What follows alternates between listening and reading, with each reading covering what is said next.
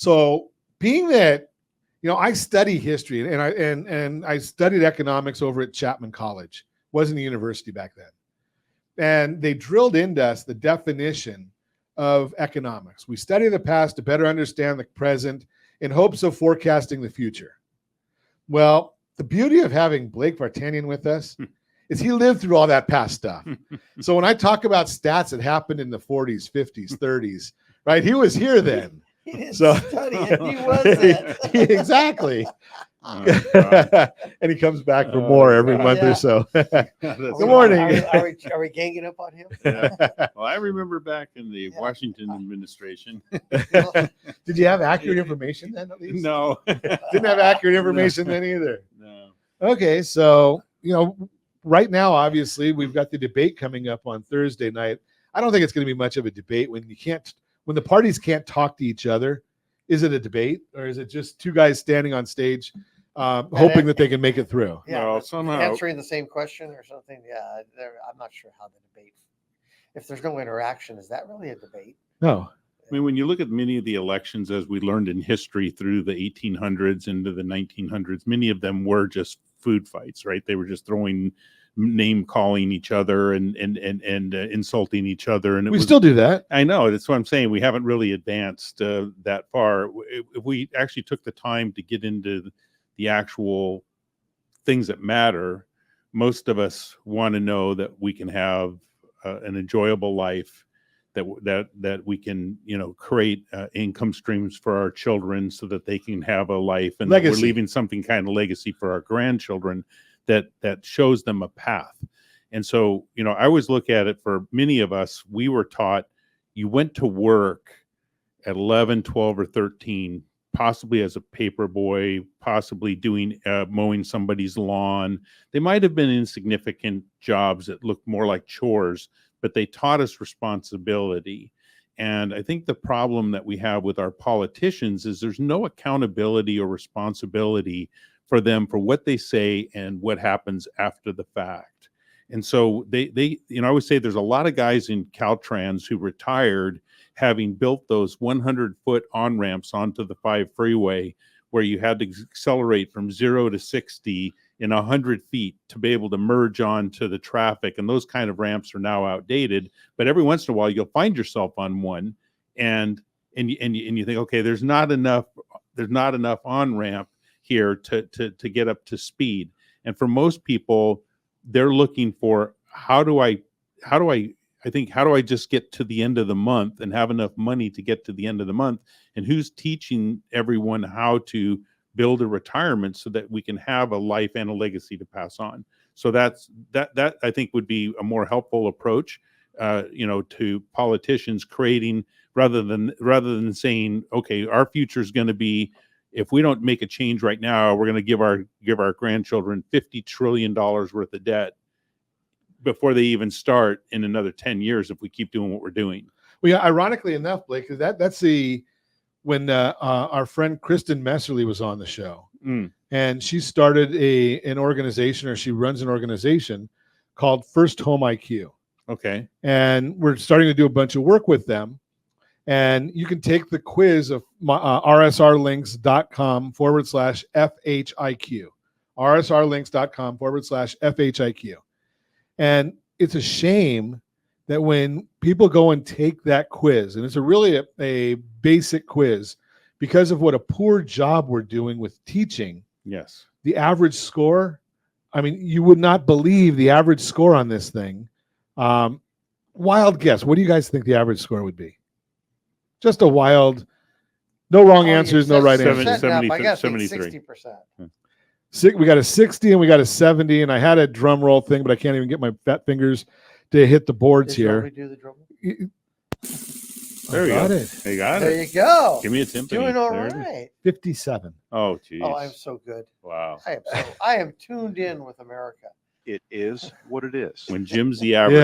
Yeah. Wait. But Jim knows fill in your own answer. You two are on your own. When Jim's got an answer, we're in trouble. Wow. But think about that. A 57 is the average score on this quiz. Her focus of the group is she does a survey every year and I think she does 6,000 millennials and Gen Zers, and that's that's who she's really studying. 57 is the average score. I would agree. Absolutely. We're missing the point. We talk at this our house all the time about economics and calculations. A lot of good discussion, a lot of good arguments. But what I do find hearing from younger people is a lot of questions on the basic understanding of household, including buying a house, economics, because there's nobody out there. They don't have checkbooks, so they didn't really learn the basic checkbook accounting, which, according to my wife, I'm still only in. Of course, she's a CPA, so she's way up there. She says things I don't understand. Like good morning? Yeah, that too. You're listening to Ron Siegel Radio, discussing your real estate, current events, and the financial markets. We're going to come back and talk about more things that Jim Norton doesn't understand when we come back. 4,447 homes available in Orange County, Blake. Where were those about 60 days ago at the start of the spring market? It would have been nice to have that many, properties to sell for the agents who are working hard and trying to make a living. Didn't you tell me that back that time it was like 1,700 or 1,800? Yeah, it was. It was under 2,000. Yeah. And historically low numbers. And I always look at sometimes the pain points. The question I always ask myself: is this really necessary? Do we really have to do this as a society? Put ourselves in a position where we're compromised by the leadership we put into power. And I look at it and I think sometimes if we just all slow down and think about what do we really want, what do we want to focus on in the end that could help us all as a society. I'm not talking about any one individual, but as a society. It's if we had think about it, if we had 5% mortgage rates, 5.5% mortgage rates, it'd be a pretty balanced market. There would be a normal activity level. The corporate buying of homes would slow down because there wouldn't be the need for, how do I want to say it?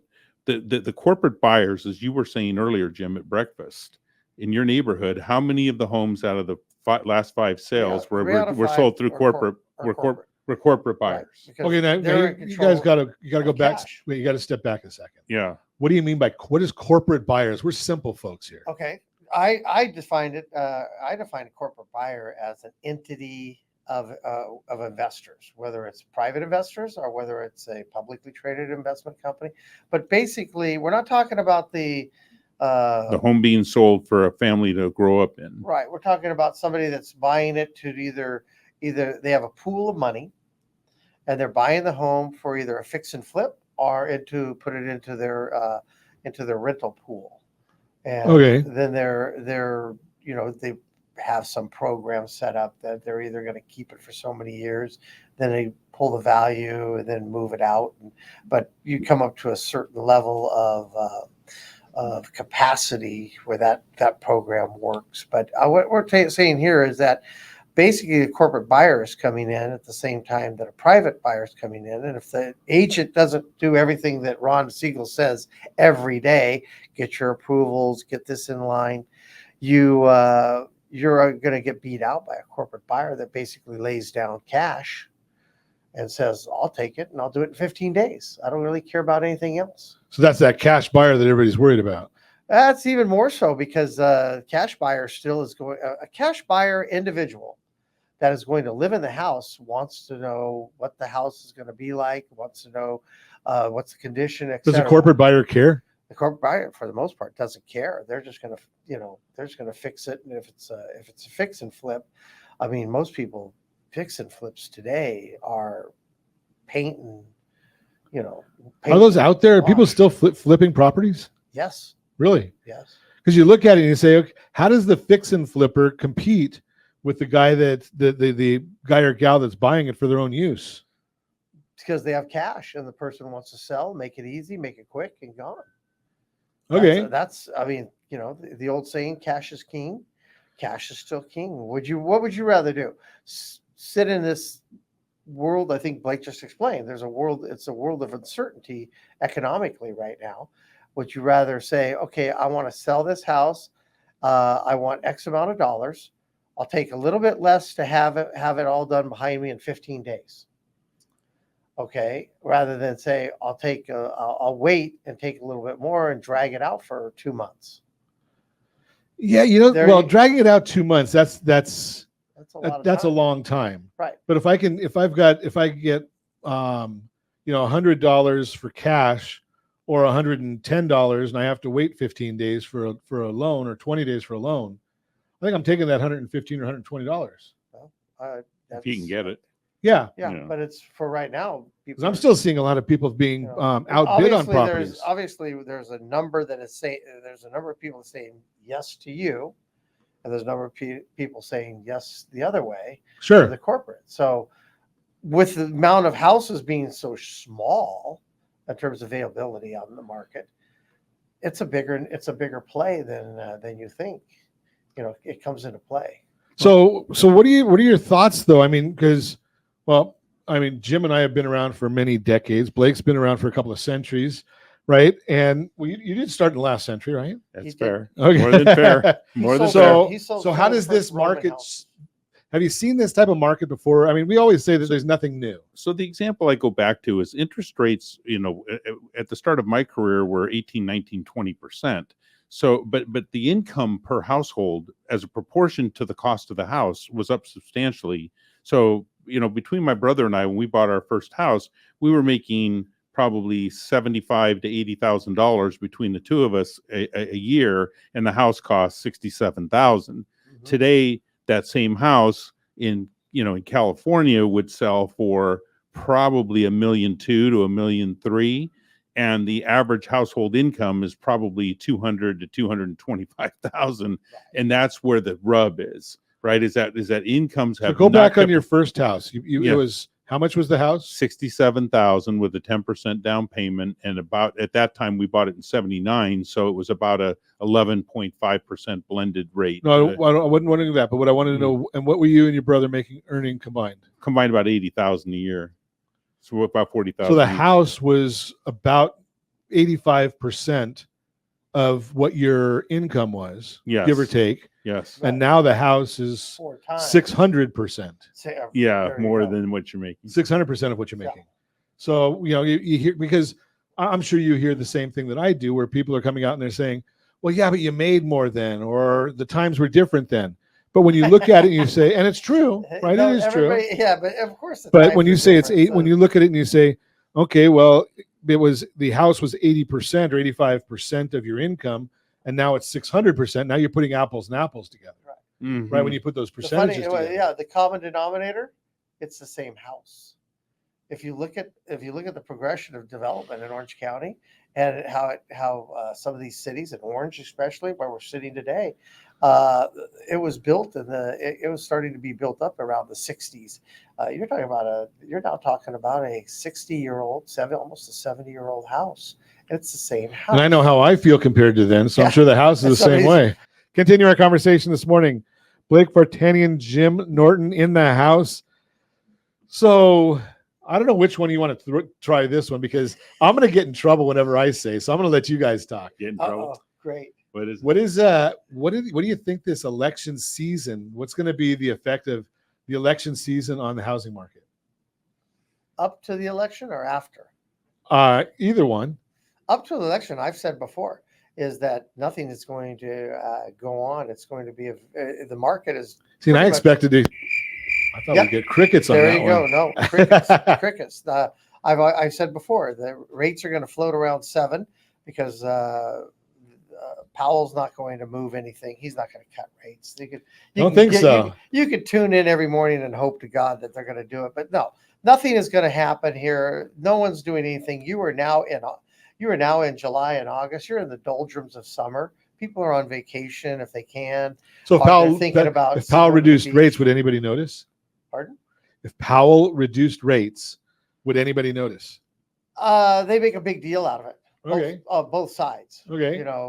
Both sides would make a big deal out of it. They to their point of view, but would it trickle down into the housing market? I doubt that. I doubt it very much. Last week you had someone on. I forgot you guys were talking, and I think you came back to that same old conclusion Blake said earlier. You get right around in the fives, let's say mid fives, 5%. The market's going to react to that. People are going to say, okay, it's time to start thinking about what we're going to do, where we're going to move, how we're going to shift. But right now, 7 is not a bad number. It works pretty good. I think people's mindset has adjusted to it. But I think that's a big issue right there. Huh? That's a big issue. The mindset? The mindset adjusting. Yes. Yeah, big issue, because people now there's starting to be less talk about, God, I remember when I had 3%, and I had 4%, and everything else. Well, you have the D's that are happening, and they can't deal with that, right? Mm-hmm. The diamonds, diplomas, and diapers. Yep. I don't want to live with my mom and dad if I'm having a baby, right? And if I'm getting divorced, 3% doesn't matter. Right. If I die, I'm gotta do something with the properties, right? The family's going to do something with the property. But it's been over what, a year and a half now. That was March of 2022, wasn't it? It's over 22. 2 years. Yeah, it's like over 2 Okay, years. yeah. So the mindset of America is settling into 7 and 8, and But 7 is again, realistic now. You're going in. Nobody wants to kick the hornet's nest right now in the real estate market, which of course is a good thing for when somebody asks you, what's a good time to buy? Right now is a good time to buy, because you can go out, you can look at a house. It's not going to jump up in the price overnight. You can make a reasonable deal. If it goes down to 5, everybody's going to jump back in the market, and you better hope the inventory goes up, because then I don't know if this came from the Bureau of Labor statistic, but 1% in interest rates drop from what I've read. Now, again, I don't know if it's from the Bureau of Labor statistics or if it's from a legitimate source. Adds 5 million more home buyers. Easily Qualify. But is it going to add 5 million more homes? I know that's a lot. Well, because a lot of the people who would be the buyers have something to sell, so that could help on the inventory. Could be. Right. So I was, in the past, I always looked at the politician who was running for office wanted to make sure there was an extra chicken in everybody's pot, and so they would make the economy look really good going into the year of the election. It was a big effort to make sure that the economy, and other than 2008, you can go back to just about any year that you can remember that was an election year, and things got better throughout the election year. I think right now is that the politicians have certain people they're targeting as their audience, and they're doing special favors for certain people, like waiving college diploma. I'm not getting into whether I paid for my own college, so I don't know what it's like to get run up a bunch of debt and have somebody give me a letter that says you no longer owe it. And of the $400 billion that the Treasury missed on, yeah, 170 billion was college fundings. Yeah. So, when you take, I always say, who's paying for that one? Yeah. When you take people out of the personal responsibility for the decisions they make, the next person just wants to know, well, when's that next decision going to be made that favors me? Sure. And so the political tide changes from everybody getting something to a small select few getting something. And I think that started from my recollection, and I don't go back as far as you guys do, but in the Bush administration, 43, when we had too big to fail. Yes. Right. Why were those companies too big to fail? That's if you're going to take that, right. If you're going to take that money and give it to somebody, why don't you give it to the taxpayer who paid it?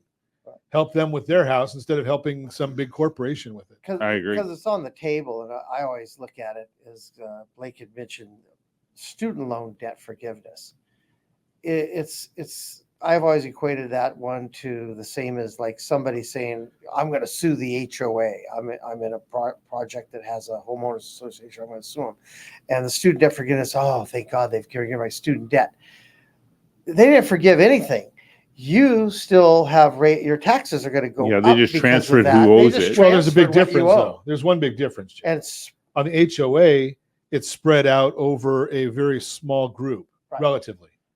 Right, on the student loans, okay, so now it's being spread out over 160 million taxpayers. Right. I call it the never pay card, because they're never going to pay that money off. Right. No one's going to write a check for $32 trillion to pay off the national debt, and we don't have the stomach or the ability to contract our lifestyles You- enough you've- to give you've the just- government that much because they're going to turn around and blow You it haven't anyways. eliminated the debt. You've just transferred it. Just to a transfer it to different somebody way. else. Yeah. So maybe I can transfer some of my debt to you. No, I don't want to do that. Just throw that out there. Hey, That's that- that magic. great information. If you want to get more information about some of these topics, you want to chime in on the topics, give me a call at 800-306-1990, 800-306-1990. Blake's retired. Jim's still working. So if you want to talk about real estate, Jim's here. So you can talk to him about real estate as well. And I'll And- be taking a nap. We're not going to even go there. That's pretty nice if you get to go take that nap.